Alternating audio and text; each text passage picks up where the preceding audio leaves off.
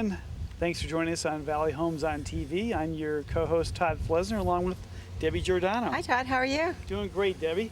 Hey, we're here in the hills just outside of Milpitas today. We are, yes. And it's a gorgeous day, and we're at a historical site that's important to the background and history of our Milpitas area. And we have a guest with us today who's going to share with us a little bit about some of the early history of Milpitas. Hello. So, welcome. Our guest is Bill Hare. Hi there. And Bill, we actually we're on Old Calavera. No, we're on Calaveras Road, and we're standing in front of the Laguna School, the old Laguna School building here in the city of Milpitas. That's right, and this actually happens to be right next to Bill's house here. He owns the land that the Laguna School sits on. Well, Bill, briefly, tell us about yourself, what brought you to Milpitas, and how long have you lived here?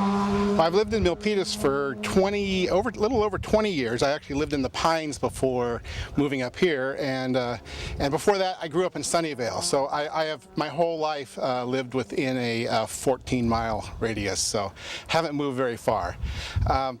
Anyway, my wife and I used to come up here just on Sunday drives, and as we'd turn around the corner here, we'd see this house and this property and go, that'd be really cool to live there someday. So we actually looked at this house for 10 years before it came up for sale, and we actually did it. Also, I've always been very interested in history. So I joined the Milpitas Historical Society. I knew of the existence of the Laguna Schoolhouse in the hills, but I'd never actually went and looked for it to find it. And I'd always pass this by, but I never actually knew that this was the school because it looked like a barn. So when we came to actually look at the house when it came for sale, we actually found out that this was the Laguna School. And this was actually one of the impetuses of me buying the property. I thought it would just be so cool to have, a historic building. Great. Well, terrific. Well, tell us a little bit more about the history of Laguna School. I mean, how long has it been here? It has been here for 147 years, since 1865. So there are probably a few cobwebs inside. There's a lot of things inside, a lot of scary stuff. So, Bill, who attended the school, and how did that work out? Well, everybody up here in the hills, which actually had a much larger population back then than it does now. All the farmers and ranchers and stuff like that. And a lot of the names, of people you'd see the streets down there, I'm not exactly specifically who, but, it's a lot of the people who started the whole thing up here. Well, good. Do you know about how many students there were? Was it a one-room schoolhouse? One-room schoolhouse, always just the kindergarten through 8th grade, maybe. Depending on how many they had, sometimes they'd have as little as 5 students in a year. Sometimes they'd have a whole classroom of 20 to 25. I've seen one class picture which came from 1898 that shows a pretty respectable amount of kids. It actually. I understand that you did send those to our news reporter. Yes. That will be putting that on air. So yeah. Great. Well, let me ask you real quick, Bill. So this is a historical monument or a designated historical? It's a historical landmark. It is. How that works and how that works with the zoning of your property, or what you do with the historical society. It's on the county historic register, so it's actually not protected completely. There is a certain amount of responsibility of try to keep it up as much as you can, but being a private owner of it, they can't really expect someone to put a whole lot of money into it if they can't, So it's I would call it more of a stewardship than anything else. Okay. So as it sits now, is this the configuration of the original schoolhouse? Yes, it is. Okay, so no additions. Well, these little 2 lean-tos. Those are the only additions, but they're just like I said, they're lean-tos. Okay. Everything else about it, you pull that off, it looks just like it did, with the exception of the color. It wasn't really red. That's cute, but it really would have been kind of a whitewash or gray. Well, Bill, I think it's wonderful that you keep a historical feature or asset in the community on your property, and it looks like you are trying to keep it up and maintain it as best possible. What's the future for the school? What do you see? Well, the the job of keeping it standing is actually going to get harder and harder. It's historical in so many ways that modern contractors actually don't know what to do with it. So I've had a couple historical architects up here. I mean, there's various ideas, either of like moving it down and letting letting the county or the city take care of it, or just, just kind of taking it apart and putting it back together, since we don't know what's inside of the walls. Moving it as one piece, whatever. But the future is very uncertain. Okay. So now I'm sure that the Historical Society has taken interest in this particular asset. Oh yes, of course.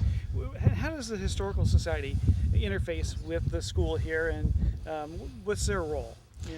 Well, the Historical Society, I mean, their job is to really kind of be the cheerleaders and making people aware of the history, but at the same time, there's not a lot of practical funding and all this other stuff we can do. We can fundraise, we can recommend and stuff like that, but we've lost buildings already, that we've kind of lobbied to save, and then we've also lobbied and saved other buildings. But we're mostly just a club of people who talk about it and try to learn about it and try to inform everybody else that there is a history here. If folks have an interest in Milpitas history, how might they get involved with something like the Historical Society or learn more about Milpitas? Great.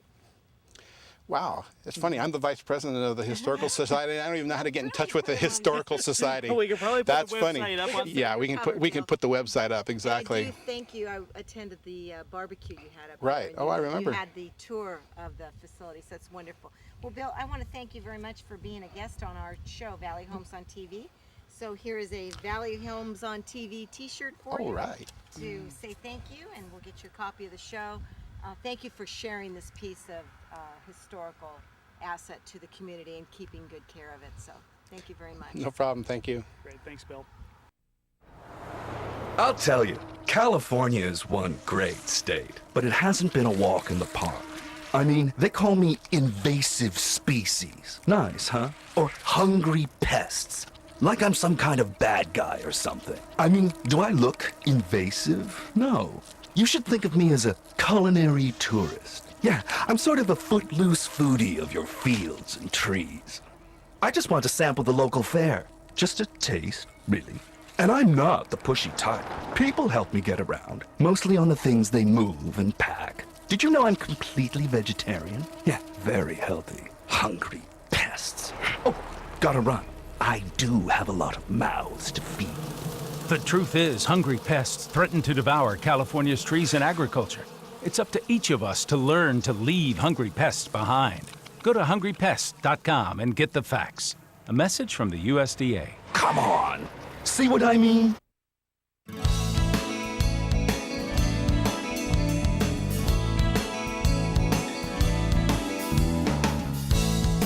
Hello, everybody. You're watching Valley Homes on TV. You've tuned into Channel 26 here in Milpitas on local cable TV, where Todd Flesner and I air on Monday, Wednesday, and Friday at 6:30 p.m. and Saturday and Sunday at 9 a.m. We're on 5 days a week, Todd. How about that? We are. And, yeah, we talk a lot about what's going on around Milpitas and in the real estate market and try to keep people up to speed with that. Have we been busy this year or what? It has been a busy year. Yeah. Real estate sales have picked up.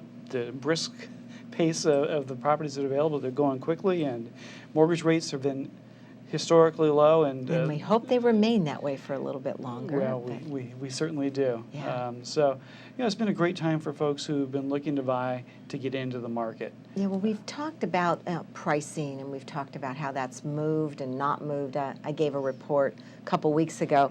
I don't have the numbers to bring. We're a little early in the September game. We're in mid-September, but in another month I should have some more numbers to look at. But I can tell you, just alone today in the San Jose Mercury, here's a headline: buyers bid up homes as default filings drop. So what that means, if you know anything about the cycle of products, it's supply and demand. Correct. And we have a very, very low supply. We have a very high demand, and what that's doing is it's causing the prices to rise, making a lot of people very happy that are sellers right now. So yeah, the equation for on the seller end of things is definitely changed, and so not as much competition per se from the REOs, the real estate owned, bank owned, and Right. foreclosure properties. Right. Correct. Right. Which has led to a little bit of a decrease in inventory. Right, and I had read also we get a monthly real estate magazine, and the filings are definitely down. I don't know if the banks are holding them, if we're going to see. I just don't think. We really have believed that we've hit rock bottom in the market, and that all the signs are there. So that's Right. bringing buyers your way to get pre-qualified, and I know you're having a hard time finding properties for your buyers that you're pre-qualifying. Well, yeah, the experience of the folks that I've been working with who are shopping for homes are having is, multiple offers, so that it's very competitive as they go in to look for properties, and so they're out having to do a lot of legwork to find the right property to be able to do that, and they have to make sure that they're really ready to go, that they're pre-approved, that their loan is ready, so that they can act quickly. We used a very nice word. It's called multiple offers. Let me add a dimension on how that happens. With a property, prep it into the correct condition. We've had a couple shows where we've talked about staging, colors, and getting the home ready, cleaning it up. That's key. Pricing is so important right now. I have a townhouse that's in Fremont. We priced it right below 600, just at 595, and we generated 5 offers, and it's gone 25,000 over the asking price. So, pricing it below that or right about a threshold would make sense, and that's brought in the multiple offers on that property. So that pricing is the key right now. Right, and so from a buyer perspective as well, I think being aware of that it's going to be competitive as you go into that, the properties that are priced aggressively, to be able to have a strategy with the realtor that you're working with to be able to be successful in your negotiation. Let me talk about another article that just came up in our real estate magazine. As we talk about the prices rising, guess what else is going to be rising for homeowners that own their properties? Can I say the nasty word? Ooh. Taxes. Oh my goodness. Yeah. What's going to happen now is when the county does their reassessment of a property, and that's based on recent sales within the area. Well, let me backtrack a little bit. What had happened since the market took a dip is a lot of homeowners were automatically devalued. Under Prop 13. Under Prop 13, the property values dropped, and taxes, some folks that bought their property maybe in the peak around 2004, 5, 2006, maybe even 2007. I've got a few properties that I bought in 2006 that were at the peak, and those were revalued. So that was either done automatically or by filling out a form with the county assessor and having that done. So when homeowners saw their property taxes decrease, what's going to happen now, we're excited about the pickup of the market, but you will definitely see your property taxes probably go back up to where they were. In fact, what this article pointed out, Todd, is that under Prop 13, when you buy property and you come in at a set value, it cannot go up more than 2% That's correct. in value each year. But that's not true with the reevaluation process. An example, if you have a home that you paid $500,000 for, and we know that they over the course of 12 months, some homes were valued from $500 down to maybe $400 or $350. So if you got the better valuation, and then